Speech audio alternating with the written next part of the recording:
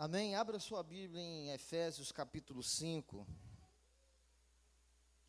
E nós vamos ler o verso 25 e 26. Eu peço que você preste bastante atenção. E eu creio que assim como esse culto terminou com muita alegria, ele vai terminar da mesma forma. E o Espírito Santo de Deus está aqui. Durante essa semana, nós estávamos orando e buscando e perguntando para o Senhor: Deus, qual é a vontade do Senhor para falar com a tua igreja? Peguei a Bíblia e fui para Isaías. Vou falar sobre a águia, Senhor, trazer renovo para o povo, trazer restauração, recomeço. Vou fazer isso. E dali o Senhor já foi conduzindo o nosso coração para uma outra direção, porque nem sempre aquilo que nós queremos é o que Deus quer. E talvez, se eu fosse falar da águia aqui, seria uma bênção, mas talvez não fosse aquilo que você precisa ouvir. E há uma diferença muito grande do que você quer ouvir e do que você precisa ouvir. E Deus sabe o que você precisa ouvir.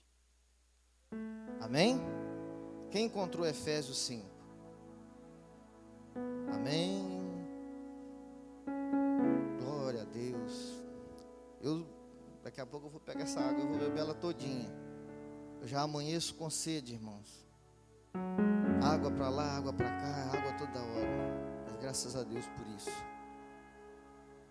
Diz assim: maridos, amai a vossa mulher como também Cristo amou a igreja e a si mesmo se entregou por ela, para que a santificasse, tendo-a purificado por meio da lavagem de água pela palavra, para apresentar a si mesmo igreja gloriosa, sem mácula nem ruga. Repita comigo: igreja, mais forte, igreja gloriosa, sem mácula, nem ruga, nem coisa semelhante, porém santa e sem defeito. Amém. Senhor, muito obrigado. Conduza-nos em todas as coisas nessa noite. Que a tua palavra tenha a primazia no nosso meio. Fala conosco. Nós precisamos, ó Pai, da tua palavra para sobrevivermos a este mundo vil. Eu te peço que o Senhor jogue por terra nesta noite toda distração, toda ansiedade, toda preocupação. Em nome de Jesus, que as mentes dos teus filhos sejam cativadas pelo teu Espírito Santo na tua palavra e que ela venha fazer efeito, Senhor, assim como o Senhor quer, no nome de Jesus. Queridos, a tecnologia é bênção ou não é bênção? É bênção ou não é bênção? Uma vez eu estava sentado de carona com um senhor de 70 anos chamado Geraldo José, e na época tinha acabado de ser lançado no Brasil o WhatsApp. E você já viu crente, né? Quem nunca viu o mel, quando vê, se lambuza todinho. E os crentes estavam com aquelas postagens toda hora, um atrás do outro, um monte de mensagem de grupo. E eu falei com o Geraldo assim: Geraldo, o nosso mundo era melhor sem isso. E ele disse assim: não fala isso comigo não, rapaz, porque há um tempo atrás, se você precisasse dar uma notícia de emergência, por exemplo, era 3 dias para a notícia chegar. Quantas vezes eu precisei fazer uma comunicação e tinha que ser pelo orelhão, com ficha, aí depois veio o celular. Agora a minha vida é uma maravilha, rapaz, com essa tecnologia. E eu ponderei e disse: é verdade, a gente tem que ter equilíbrio. Sim ou não? Agora, veja bem, a tecnologia, ela é boa, o mundo virtual é bom. Tudo na nossa vida depende da dose. É igual remédio. Pode dar cura ou pode matar. Depende da dose. A tecnologia é boa. Você vai entender, você vai falar assim, meu Deus, o pastor está falando de tecnologia, vai ter um curso sobre alguma coisa aqui. Não, você vai entender. Você vai entender aonde eu vou chegar na igreja. A tecnologia, ela é boa. O mundo virtual, o YouTube, a internet. Quando eu pego, por exemplo, e vou para São Paulo e fico longe da minha esposa, da minha filha, e quando eu preciso contactar com ela, eu faço o quê? Eu ligo? Não. Hoje eu já não faço uma ligação normal, mas eu faço uma chamada seja pelo Meet, pelo Zoom, pelo WhatsApp mesmo, e aí a gente mata a saudade de longe. Antigamente, para você matar a saudade de alguém, quem já viu em filme de guerra isso? O cara tá lá na guerra, longe da namorada, sem tecnologia, o que ele puxa dentro da mochila? Uma foto. Aí entra aquela música romântica, né? E ele mata a saudade na foto. E quantos de nós não fizemos isso no passado? Pegava uma foto, olhava, falava, contemplava. A tecnologia veio para resolver esse problema. Hoje você mata a saudade. Mas ainda assim, a tecnologia não substitui o presencial. Porque o ser humano sofre de um mal chamado mal de amor. Ele necessita de toque físico, de convivência, de estar perto, de sentir o cheiro da sua família, de sentir carinho. Agora, seria normal se eu pegasse e fizesse uma chamada de vídeo para a pastora Miriam, da sala da minha casa com ela no sofá? Seria normal isso? Seria normal eu pegar uma foto e ficar beijando e falando, nossa, eu amo Radassa e Miriam, eu amo Radassa e Miriam? É normal? Se eu estou presente, eu deveria fazer o quê? Fazer isso com quem? Com elas. Esse é o outro lado da tecnologia. Porque se eu fizesse isso na frente delas, não faria sentido nenhum. E o que eu quero dizer com isso, irmão? As experiências virtuais pode ser uma bênção, mas elas não vão ser como as experiências reais, palpável. Nunca vai substituir, nunca. Então nós podemos dizer o seguinte, que quando a pandemia veio, ela acelerou o processo da tecnologia na nossa vida. É verdade ou não é verdade? O tiozinho, o seu vô lá, você tinha uma luta para ensinar ele a mexer no celular e pedir um lanche, de ligar e pedir um lanche. Hoje você vê os idosos manuseando o iFood, e pede, comunicação. Minha avó que faleceu no ano passado, de 96 anos, fazendo chamada de vídeo, conversando com os netos, tudo. A pandemia, ela veio para acelerar esse processo. Mas, o que aconteceu na pandemia? Isolamento social, discussões sobre máscara, discussão sobre vacina, a política, vamos na igreja, não vamos na igreja, e uma grande volúpia, as igrejas começaram a fazer as suas transmissões online. Eu acompanhei esse processo e você também acompanhou. E diga-se de passagem que eu tenho um amigo meu que ele falou, rapaz, eu assisti 10 lives hoje.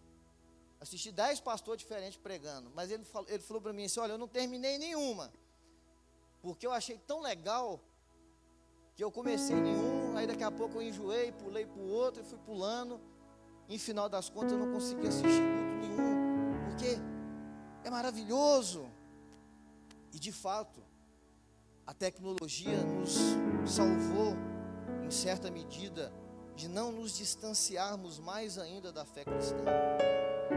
Mas o grande problema problema é que tem o outro lado da história. Não foi a pandemia que afastou os crentes da igreja local. Não foi a tecnologia que afastou os crentes do culto presencial. A pandemia só acelerou aquilo que estava no coração das pessoas. Presta atenção no que eu vou te falar. Milhões de crentes já queriam, estou sentindo a presença de Deus. Milhões de crentes, de cristãos, vou colocar cristãos, já queriam se ausentar das reuniões de oração, já queriam se ausentar da escola bíblica, já queriam dar um pinote no pastor e ouvir a mensagem do outro pastor para não ter que dar satisfação, que antigamente tinha isso, né? Eu vou na igreja tal, tem que avisar o meu pastor. Será que meu pastor vai gostar de eu estar ouvindo o outro? Será que ele vai ter ciúme? Então, com a ascensão da tecnologia, da pandemia, ficou mais fácil. Quer saber de uma coisa? Essa vida é muito boa. Então, os crentes já estavam decididos na sua cabeça, nos seus corações, de que eles não queriam mais frequentar a reunião de oração, como eu disse, frequentar a escola bíblica, frequentar um culto durante a semana, frequentar a igreja todos os 4 domingos. Irmãos, há mais ou menos 10 anos eu preguei uma mensagem na Assembleia de Deus de Laranjeiras, e o tema era o seguinte: praias cheias, shopping cheios, igrejas vazias. Quantos de nós pastores passamos Natal, Ano Novo, sozinho nas igrejas com meia dúzia de pessoas? Tem problema nisso, pastor? Não tem problema nenhum, porque são vésperas especiais. Mas se você pega um recorte da igreja, um tempo atrás, até isso as pessoas tinham um zelo pela igreja, que elas escolhiam: vou passar a virada na igreja, vou passar o Natal na igreja. E nós fomos perdendo isso.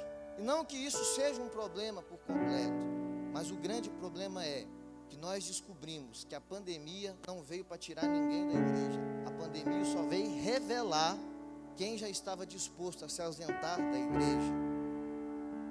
E preste atenção, eu não preciso vestir uma roupa, tomar um banho, arrumar meu cabelo, você mulher, para ir à igreja, porque eu posso assistir o meu culto em casa. Eu não preciso mais ir lá na igreja, porque eu não vou precisar de resolver o meu problema com aquele irmão A, B ou C. Eu não preciso ir na igreja, porque aí eu não preciso contribuir mais, porque quando pede o dinheiro lá a gente tem que dar. Então eu dou daqui de casa o que eu quero. Quer saber? Eu não preciso. Deus está dentro de mim. A igreja sou eu. Isso já estava no coração do povo, o desprezo pela igreja. Erros? Sim, muitos. Por parte de lideranças? Sim, muitos. Mas eu quero dizer para você que tem muita gente que sofre de um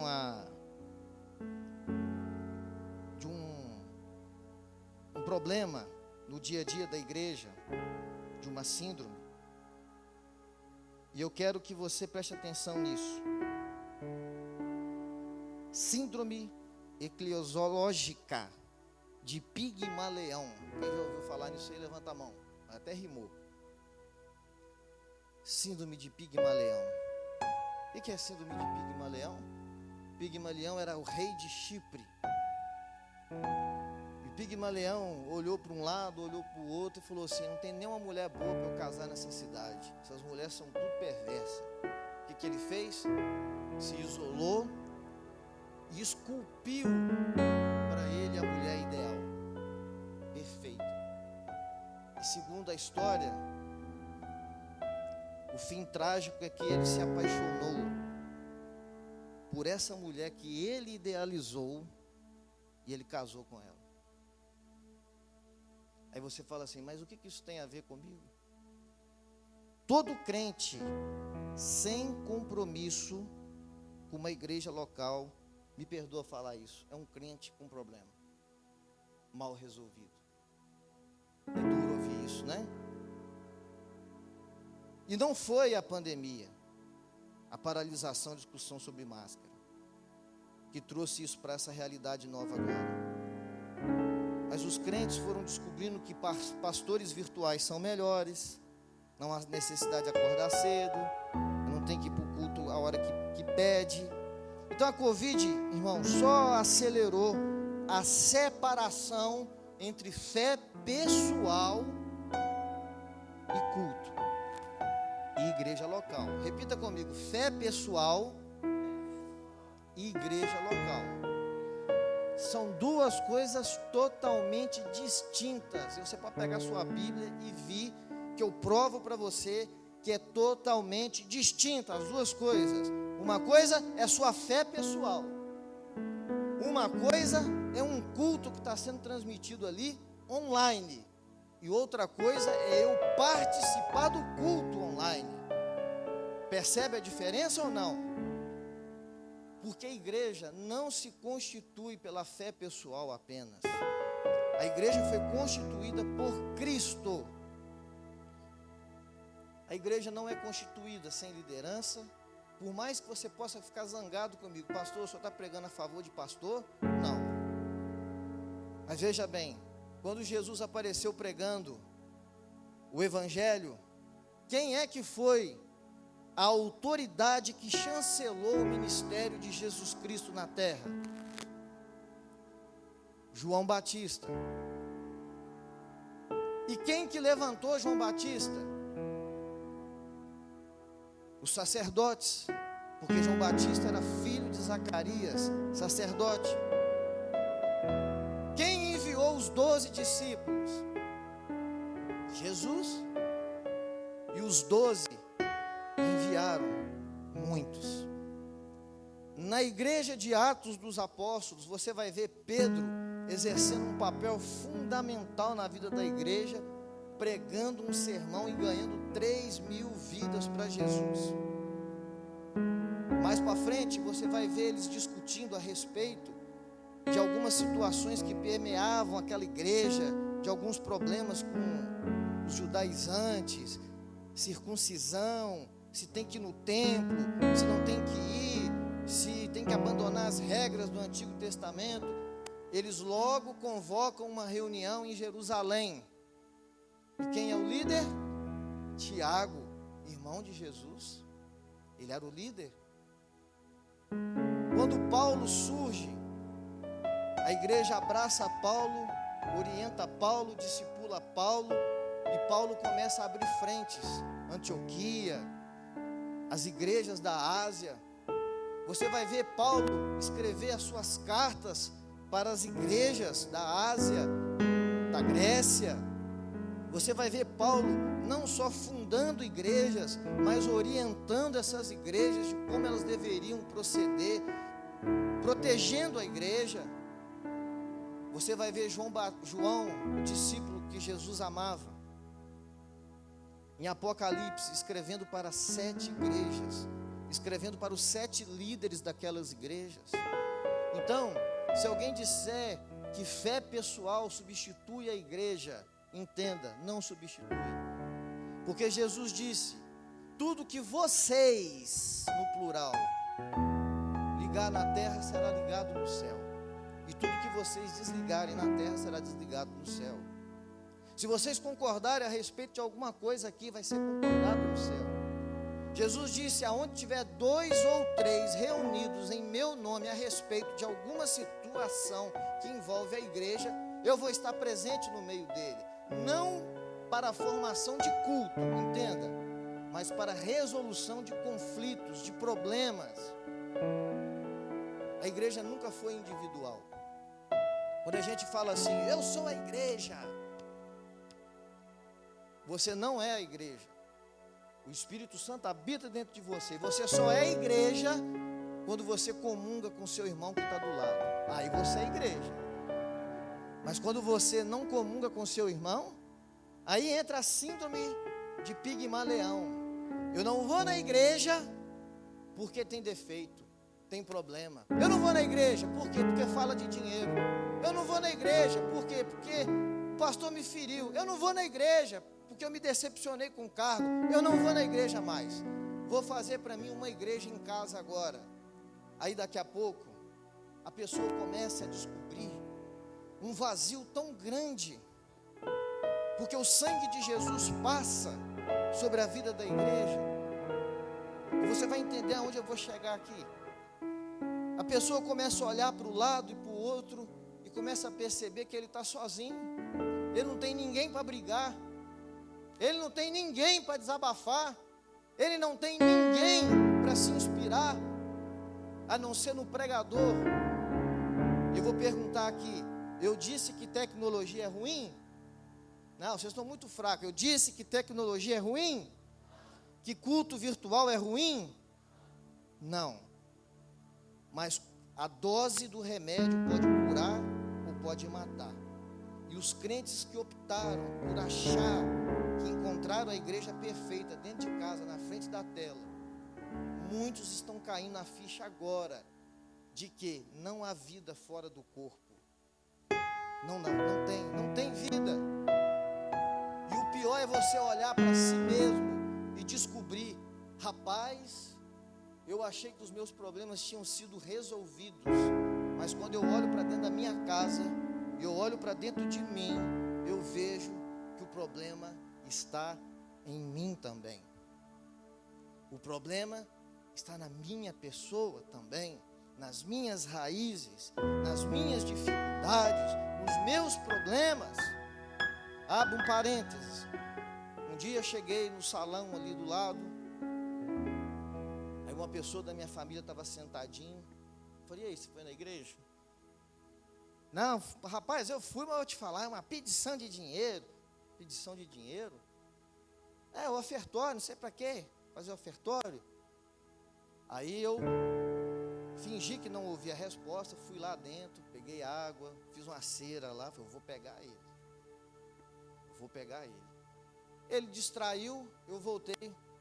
E aí, como é que está a situação? Está precisando de dinheiro?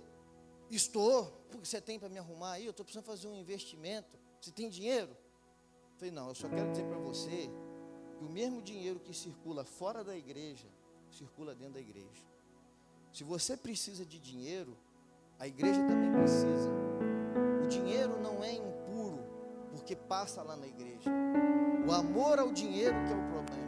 Meu filho, se você precisa de dinheiro para pagar suas contas, uma igreja local precisa de dinheiro para pagar as contas.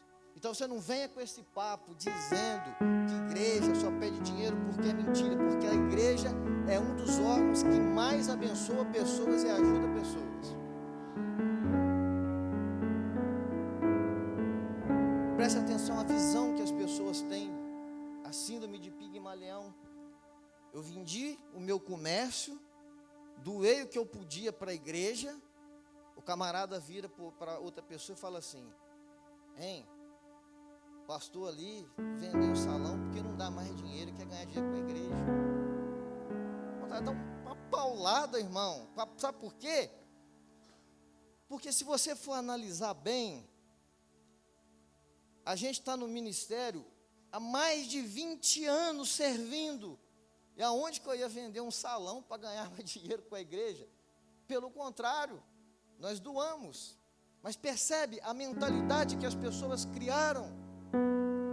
Mas o problema não está no dinheiro, está na raiva que as pessoas carregam e na forma como muitos líderes irresponsáveis lidam com o dinheiro. Mas o problema não está no dinheiro. Se o dinheiro fosse o problema, Jesus não andaria com dinheiro, não pagaria imposto. Nada disso seria citado na Bíblia. Mas não tem como. Não tem como. Qualquer igreja que você for, filho, vai ter que pagar luz, vai ter que pagar IPTU, vai ter que pagar manutenção de ar-condicionado, vai ter que pagar aluguel se tiver que pagar aluguel, vai ter que comprar instrumento, vai ter que investir em missões. E não tem como. Como é que você manda um missionário para o campo sem missões, sem dinheiro? Não tem como. Então faz parte. Agora, qual que é o grande problema? Retomar está sendo difícil para muita gente, mas estão retomando. Deus já tinha falado isso comigo há um tempo. A igreja vai retomar com força total. Vai ter avivamento sim no Brasil de pessoas arrependidas. Porque se você é de Deus, você volta. Se você é de Deus, você volta no meio do corpo de Cristo. E o negócio vai afunilar mais ainda. Espera só um pouquinho. Está difícil voltar. Porque é difícil. Quando você está na academia malhando, fica uma semana sem malhar. Como é que faz para voltar? Perdeu o hábito. Nós paramos de jogar o nosso futebol aqui. Se nós voltarmos a jogar, no outro dia tem que tomar remédio para aliviar a dor do corpo. Porque perdeu o ritmo. A igreja, muitos crentes perderam o ritmo, perderam o prazer de estar na casa de Deus, perdeu o prazer de estar com os irmãos em Cristo na casa de Deus, porque fizeram uma versão da igreja dentro de casa. Aqui em Parreiral, não vou citar nome, claro, um certo homem com 3 filhos e a esposa decidiu fazer a própria igreja dentro de casa. Isso aqui é a minha igreja. Não tem contato com ninguém, meus filhos não têm contato com outros jovens, a não ser que eles tragam para essa igreja. Sabe como é que está a igreja dele hoje? Só ele e a mulher, porque nem os filhos aguentaram. Aí tem filho que se perde.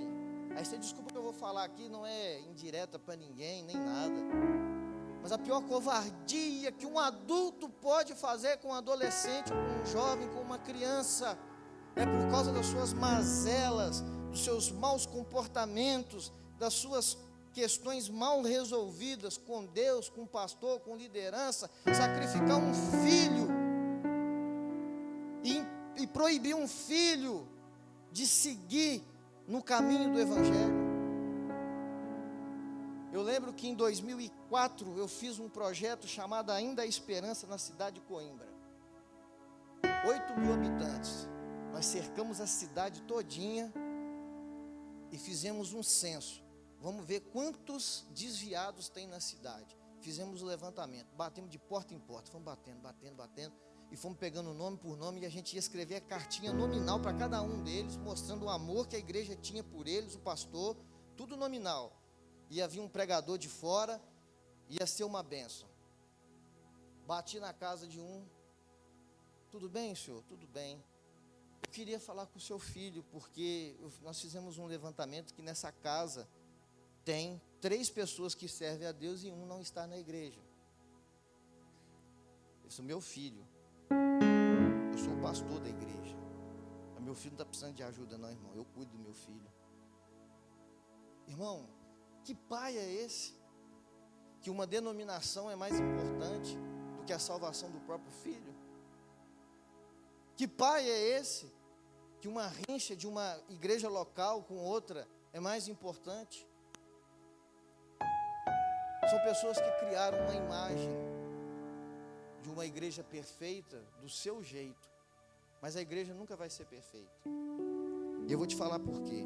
Agora me responda uma pergunta, você que está sentado: tem futuro para a igreja? Tem futuro para a igreja? A igreja virtual é a igreja do futuro? Não. Tem futuro para a igreja, e a igreja virtual não é o futuro, porque você não resolve o problema à distância. Você não vai resolver. Até os psicólogos sabem do que eu estou falando aqui.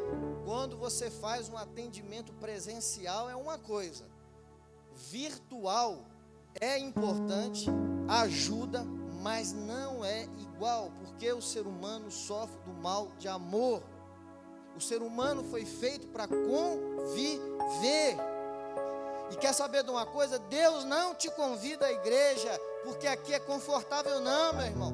Deus convida você para a família espiritual de um bando de desajustados, rejeitados, pessoas cheias de defeitos, como você. Olha no espelho, meu querido, minha querida, olha para você mesmo, dentro de si mesmo, e você vai descobrir que você tem defeito igual nós. O que você não vê na igreja? Olha que bonito. Atrás de você tem um cara bravo. Na sua frente tem um calado demais.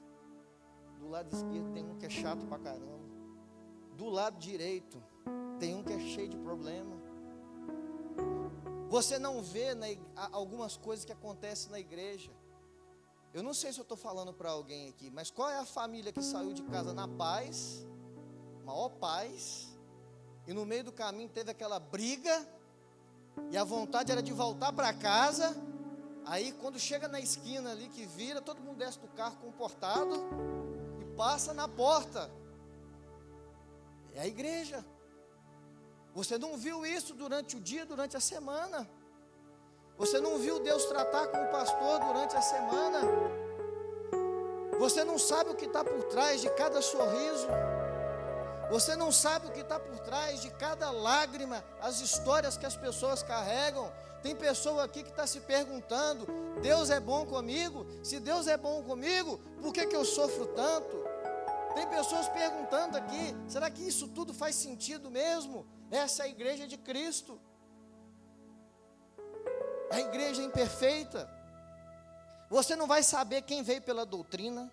Você não vai saber quem veio pelos amigos. Você não vai conseguir saber a respeito de quem está lutando contra o pecado. Você não vai saber, porque tem muita coisa por trás da igreja que você não sabe. Mas o que é a igreja? É um clube de ajuda aos fracos? É um grupo político de pessoas que pensam igualzinho? É um lugar de serviço comunitário?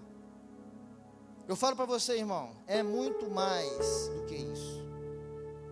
A igreja é mais do que esse sermão que eu estou pregando. A igreja é mais do que o ministério de louvor que está cantando. A igreja é mais do que as meninas que estavam dançando. A igreja é muito mais do que isso. A igreja, ela é a menina dos olhos de Deus. É o corpo que aquele que amou ela, presta atenção, é o corpo que aquele que amou ela entregou seu próprio corpo na cruz para lavar ela, para purificar ela, para limpar ela. Paulo disse, por isso que eu li esse texto, porque Deus vai usar o casamento, que é o mais íntimo relacionamento de pessoas, para exemplificar o amor de Jesus pela igreja. E ele vai dizer o seguinte: maridos, amem suas mulheres, assim como Cristo amou a igreja e entregou a si mesmo por ela. Para quê? Para santificá-la, para purificar com a lavagem da água pela palavra, para apresentar a si mesmo, olha, como igreja gloriosa, sem mancha, nem ruga, ou coisa semelhante, mas santa, inculpável. Você vê isso aqui na igreja? Isso aqui é o estágio final da igreja.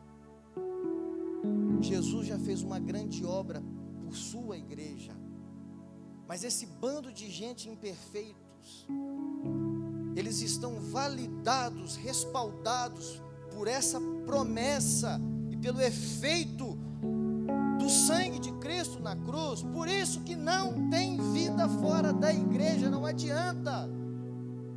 Você pode até ser salvo, mas eu aí fico pensando, se é difícil para nós que ficamos aqui, um ajudando o outro, às vezes dificultando a vida um do outro também, como que é para a pessoa que está sozinho, que caminha sozinho, que não tem alegria, esculpiu a imagem da igreja perfeita, e casou com ela, e não larga dela mais, e a vida está passando.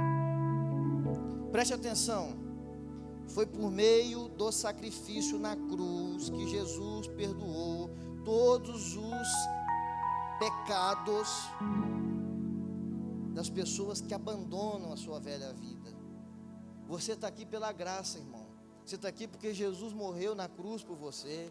Eu sei que tem pessoas aqui que têm dificuldade. Eu sei que tem pessoas aqui que às vezes tem desânimo, que às vezes não aguenta, que às vezes está lutando contra a tentação, contra o mundo. Mas, meu irmão, vem andando. Já falei isso aqui várias vezes. Vem rastejando, vem correndo. Em alguns momentos vem de joelho, mas vem porque aqui é a igreja constituída por Deus. E assim como você alimenta o seu corpo, Jesus alimenta a igreja dele. Assim como você tem carinho pelo seu corpo, Jesus tem carinho pela igreja. Quem pode odiar o seu próprio corpo? Paulo está falando isso para os maridos. Como é que você pode ofender a sua esposa, rapaz? Você está ficando maluco? Se você ofende a sua esposa, você está ferindo quem? Você mesmo. Se você esmurra a sua esposa, você está batendo em você mesmo. E aqui ele traz para a igreja de novo. Quem pode odiar o seu próprio corpo? Antes, o alimenta e dele cuida, como também Cristo faz com a igreja. Efésios 5, 29. Agora segura essa daí. O profundo mistério da imperfeição. De novo, do seu lado, alguém perfumado demais. Na sua frente, um que fala alto. Não é verdade, Veiga? Atrás tem alguém que é bravo demais. Não é verdade, Veiga? Do outro lado, alguém que é calado demais. Não é verdade, Áquilas? O irmão canta fora do ritmo. As palmas são descompensadas. Poxa, meu amigo esqueceu do meu aniversário. Agora pensa, uma pessoa isolada dentro de casa não vai viver essas experiências para crescer. Esses imperfeitos é que nos lembram que ninguém se aproxima de Deus senão por sua graça. Ninguém compra um lugar na mesa de Cristo. Ninguém paga por isso. A igreja é o próprio corpo de Cristo, irmão. Entende isso? Paulo disse em 1 Coríntios 12, 27, ora, vocês são o corpo de Cristo, e cada um de vocês individualmente é membro deste corpo. Ele não está dizendo que você é corpo fora do corpo, ele está dizendo que vocês são o corpo de Cristo, e cada um de vocês individualmente é membro deste corpo. O meu pé é membro do meu corpo, a minha mão é membro do meu corpo. Não tem como ter vida o meu pé se cortar ele, a minha mão se amputar, os meus olhos se arrancar, faz parte do corpo. E o corpo é o corpo de Cristo, e Jesus é o cabeça da igreja. Isso vale para o rico, para o pobre, para o que está lutando por dificuldade na igreja no dia a dia, para aqueles que se arrependem e creem na morte e ressurreição deste Jesus maravilhoso, que está preparando uma igreja perfeita para ser arrebatada, para subir com ele. Romanos 12, 5, assim como cada um de nós tem um corpo com muitos membros, estes membros não exercem todos a mesma função, assim também em Cristo, nós que somos muitos, formamos um corpo, e cada membro está ligado a todos os outros. Prove-me que uma pessoa consegue ser igreja.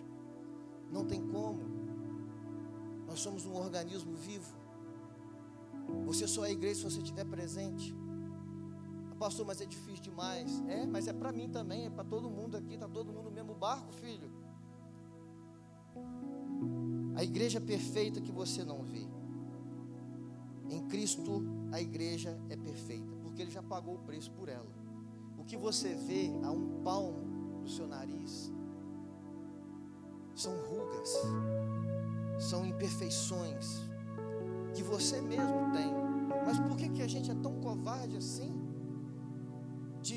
pegar a igreja e bater tanto na noiva de Cristo? Vou falar para vocês, o que tem de gente que Deus vai pegar pelo laço e vai puxar a corda, que está batendo na igreja sem ter um pingo de responsabilidade na rede social, difamando e ainda vendendo curso para ganhar dinheiro às custas da vergonha da igreja. Mas e os escândalos, pastor, da igreja? Jesus falou que isso ia acontecer. Mas perceba, você precisa entender que a igreja, ela já está lavada, remida. Agora, esse processo de transição, ele está acontecendo. Deus está tratando com um monte de pastor. É pastor que é tirado do seu posto, é pastor que cai, é pastor que Deus levanta novo, é igrejas que nascem, igrejas que mudam a sua roupagem, igrejas que se transformam. O tempo inteiro há um dinamismo dentro do corpo da igreja, que o próprio Cristo não deixa a sua igreja abandonada. Por isso que você tem que olhar para a igreja com amor e olhar para Jesus em primeiro lugar, que é o cabeça. Você pode não querer vir à igreja, mas Jesus quer que você esteja ligado à igreja. Você pode não gostar da igreja, mas você precisa vir, porque se você é de Deus, você não tem como odiar aquela que Jesus ama, que é a igreja. Ela é imperfeita, sim, ela tem dificuldades, pessoas trazem escândalos, mas você precisa ser curado disso, você precisa ser tratado disso. Você precisa olhar para Jesus, e aonde tiver alimento, onde tiver palavra, onde tiver comunhão, cai dentro, entra, porque a igreja é o único lugar que Jesus se faz presente. Só na igreja. A igreja, ela está acima de nações. Jesus nunca disse que viria para habitar nas nações. Jesus disse que viria para habitar na sua igreja. O Espírito Santo visita a igreja. O Espírito Santo está na igreja.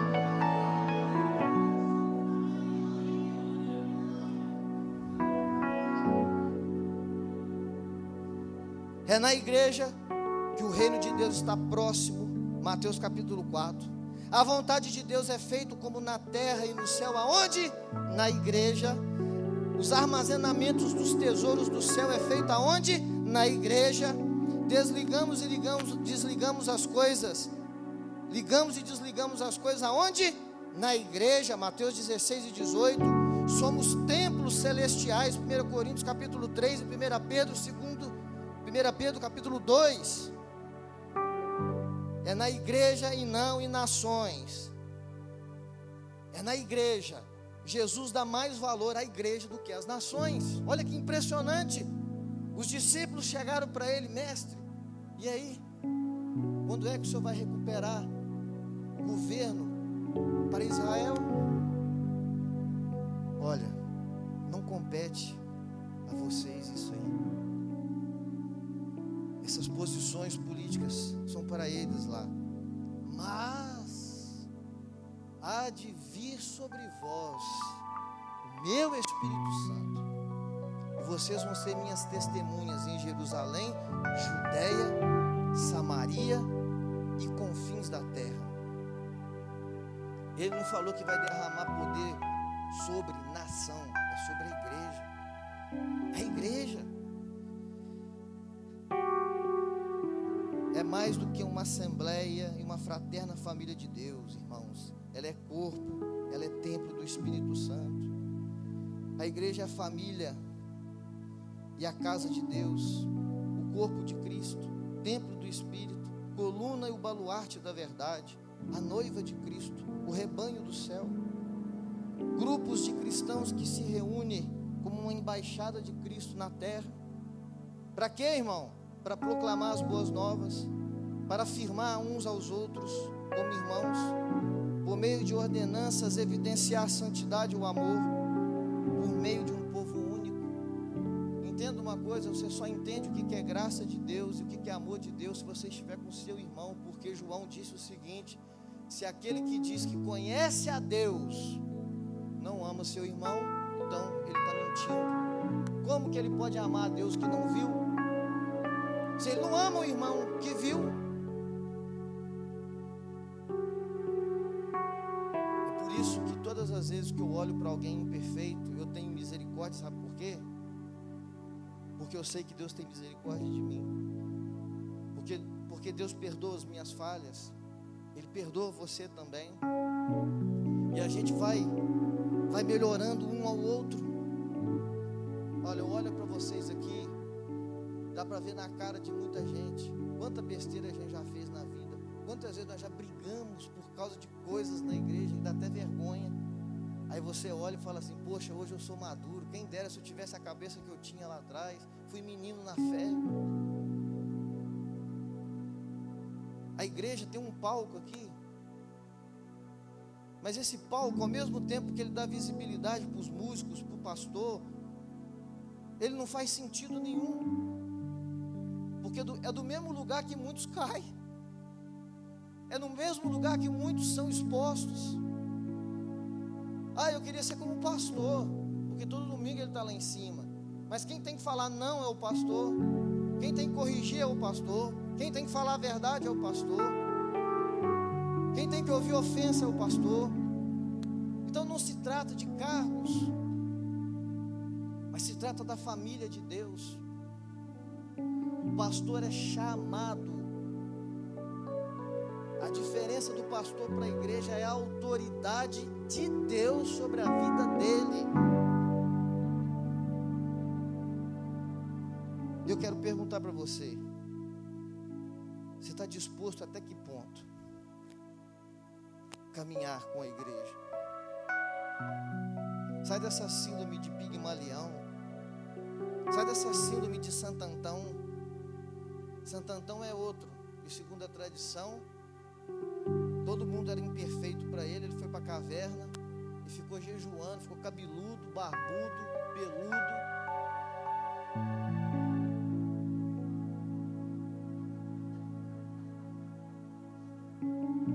E ficou lá na caverna. E aí, é porque vocês não viram Carias sem camisa, né? Vocês não viram Carias sem camisa. Tony Ramos pede de lavada. Santo Antão foi para a caverna, passou a vida inteira em santidade. Aí o diabo fala para ele: seu apestalhado, você ficou a vida inteira aqui, eu te isolei das pessoas, você não fez nada para o reino de Deus, você é meu. Porque a santidade dele foi feita no orgulho. Eu sou bom, sou melhor do que aqueles irmãos ali. E não existe isso na igreja de Cristo. Voltando para fechar, pastores e igrejas que são motivo de vexame todo santo dia na internet. E é mister, como Jesus falou, que os escândalos venham. Porque vai chegar um tempo que Jesus vai separar o joio do trigo. Mas o que estão fazendo com a igreja é um pecado. Estão esmurrando o próprio corpo deles para ganhar dinheiro. Aprenda comigo 5 passos de como sair do sistema da igreja. Sem piedades, orgulhosos, brigaram por causa de posição, não conseguiram, foram achar seu lugar em algum lugar de visibilidade. Precisa disso, irmão? Fala com a minha esposa. O dia que Deus quiser me tirar daqui, eu tenho aonde me refugiar, debaixo de uma mão de um homem de Deus com história. Sabe, nunca foi peso servir a comunidade, servir a igreja, servir como adolescente, como jovem, como homem, servir. Aí o tempo vai passando, daqui a pouco você vê, você é pastor. Aí você acha que o pastor é subir, o pastor é descer a escada. Mas pastor, eu olho para as pessoas e vejo vaidade, vejo isso. Você vê um palmo do seu nariz. Você tem que olhar para dentro de você e refletir a sua vida. Porque enquanto isso o tempo está passando, Eu quero te perguntar, você está disposto até que ponto? Pedro morreu de cabeça para baixo por causa de quem? Da igreja. André teve a sua cabeça decapitada na Grécia por causa de quem? Da igreja. Tiago, filho de Zebedeu, foi morto por Herodes. Perdão, esse que foi a fio de espada. João foi colocado dentro de um tacho de óleo fervente, vivo, por causa de quem? Da igreja. Não morreu porque Deus não deixou, foi para a ilha de Patmos escrever as 7 cartas do Apocalipse. Filipe, Bartolomeu, segundo a tradição, foi posto vivo num saco e lançado no mar. Tomé, aquele que duvidou de Jesus, segundo a tradição, trabalhou na Índia e morreu como mártir lá. Tiago, filho de Alfeu, foi apedrejado pelos judeus por pregar Cristo. Paulo foi decapitado. Irmão, seja bom para com a igreja de Cristo, porque você é a igreja de Cristo. É aqui que você cura as suas feridas. É aqui que Deus renova as suas forças quando você vê um irmão chorando. Quando você dá um abraço em alguém, você fala, nem tudo está perdido. Às vezes a gente só cai na real quando a gente percebe que nós não somos aquilo que nós pensamos que nós de fato somos. E todas as vezes que você olhar para um imperfeito que está do seu lado, você vai aprender alguma coisa com ele, ou coisas boas que ele fizer. Nós somos a família de Deus, e nós estamos respaldados por essa palavra. Jesus não vem buscar governo, Jesus não vem buscar líder em eminência nenhuma. Jesus vem buscar a igreja. O dono da igreja mandou você ficar na igreja. A arca de Noé era ruim demais. A arca de Noé não era boa não. Era grande, tinha muito bicho, mas você tinha que lidar com os mosquitos, o mau cheiro. Imagina os resíduos do elefante, tudo lá. Mas foi o que salvou a humanidade. A Bíblia diz que Jesus é a arca desse tempo. A igreja é a arca desse tempo. A porta está aberta. E nós precisamos nos curar de uma vez por toda para ser uma igreja madura, que caminha rumo aos céus. Se você perceber uma coisa, isso é profético. Trate bem a igreja de Cristo, de verdade. Você vai ver que você vai trazer o céu para dentro da sua casa. Porque eu provo o contrário para vocês. Eu já vi gente destruir igreja e destruir sua própria casa. A igreja foi comprada por um alto preço. Não é você na sua individualidade.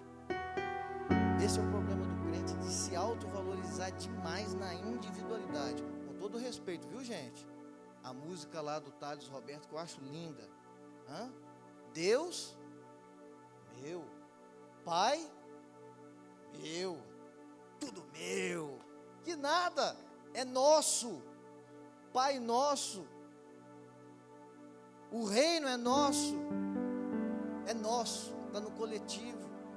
A igreja tem que parar de individualizar as suas virtudes e parar de jogar a responsabilidade do defeito para os outros. Olha que legal.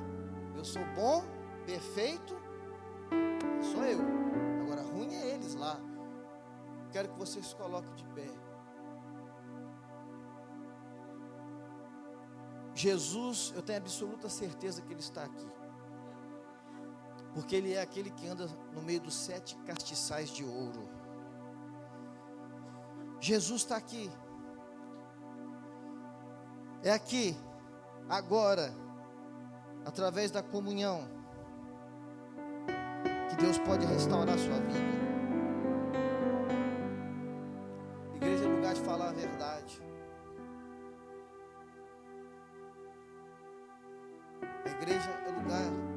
de ajudar um aos outros. Agora, não é lugar, presta atenção, pastor, eu fiquei assim porque ninguém me amou na igreja.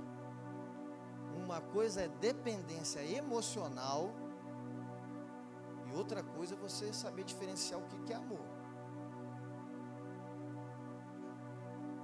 Eu e Carias pegamos aí um camarada aí que me ligou na quinta-feira. Falei, não é possível. Me liga na hora do culto, mas não vem no culto. Quando nós estamos saindo para fechar o portão, lá vem ele. Falei, é muito azar para mim, meu Deus do céu, é muito problema para mim. Chorando. Hã? Tá chorando por quê? Você não é homem não, rapaz. Você é um menino. Se eu pudesse, eu amarrava você nesse poste aí, eu te dava uma surra para você virar homem. O Carlos ficou assustado nesse dia. Não, mas é porque ela fez, né? Que ela o quê, rapaz? Foi você. Tem 4 anos que eu estou falando a mesma coisa com você. Muda de postura, muda de comportamento, muda de vida. Para com isso. E como é que você me vem 10 horas da noite na porta da igreja para pedir ajuda, rapaz? Sendo que tinha um culto aqui, que o que podia te ajudar era Jesus Cristo, e você dispensou Ele. Não, mas é porque eu estou querendo tirar minha vida, que não sei o que. Para de falar mentira. É no duro. Falar a verdade, tem hora. Eu no coração sangrando de dor, de tristeza. O que eu vou fazer com esse homem, meu Deus do céu? Carias, passa ali, paga um lanche para ele ali. Vamos resolver o problema dele.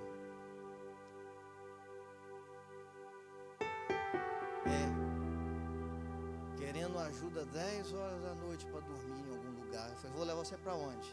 Para dentro da minha casa? Eu não posso fazer isso. Deixa você entrar para dentro da igreja para passar uma noitinha só. Eu não posso fazer isso. Mas vamos resolver seu problema. Falei, vai lá, Carias, paga lá para ele um lanche lá, eu mando o Pix para você, mas ele nem quis, né? Você não quis. Aí meu Carias mandou, deixei reservado um X triplo para ele, para matar a fome mesmo. Beleza.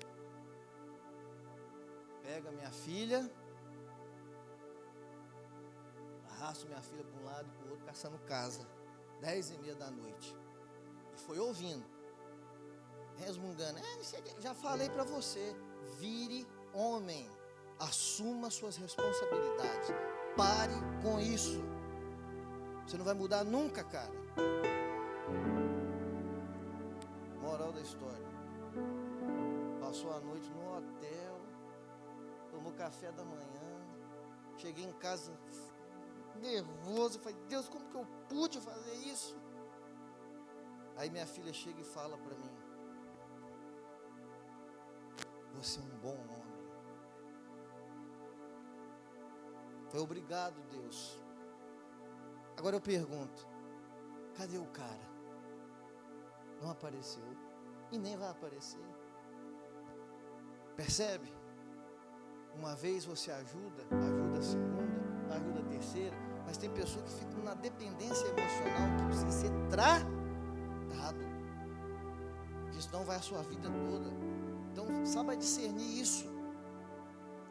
Saiba discernir que Deus quer te dar a vara para você pescar, para você sair desse lugar.